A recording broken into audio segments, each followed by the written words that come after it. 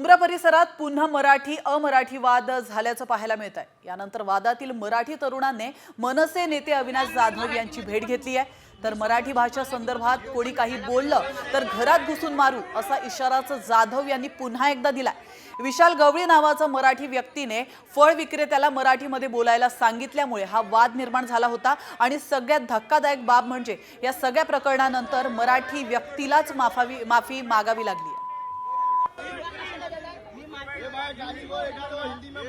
हिंदी में बोल भाई 2 मिनट शांत हो जाना भाई।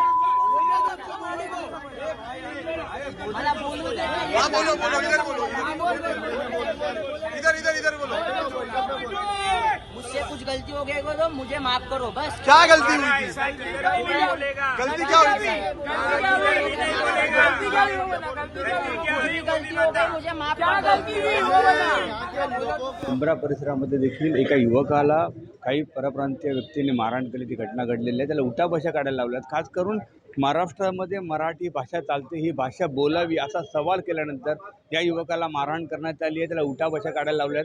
हा जो युवक आहे तो आपल्याबरोबर बहिणीला ताप आलता, गोळ्या घ्यायला गेलो। 4-5 दिवस झालं गोळ्या भेटले नाही, परत आणायला गेलो गोळ्या भेटले नाही, घरी चाललेलो फल घेऊन घरी चाललेलो। त्याला विचारलं मराठीत ऐसा कसा किलो है, मराठीमध्ये विचारलं तो बोलला मेरे को मराठी आता नहीं।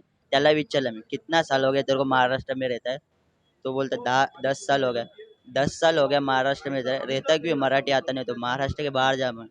परत चाललेलो मी, वादावाद झाला, घरी चाललेलो। त्यांनी परत मला बोलवलं, ते ऐसे बोले, ते मला शिव्या द्यायला लागले। 70 जण जमले असते असं ते धमकी देत होते, शिवा देत होते, मला पाटणं मारत होते, काय धमकी देत होते।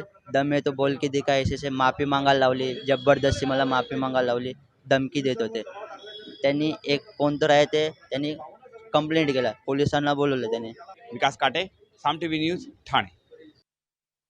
मुंब्र्यामधली कालची घटना जी आहे ती एक तरुण मुलगा मराठीत बोल म्हणून एका व्यापाऱ्याला एका हातगाडीवाल्याला सांगत होता आणि त्यातून त्या दोघांमध्ये वाद झाला। त्यानंतर एक 50-60 मुसलमान मुलं जमली, त्याला धमकवण्यात आलं, त्याला मारण्यात आलं आणि त्यानंतर त्याला मराठीत बोल सांगितलं म्हणून माफी मागायला लावण्यात आली।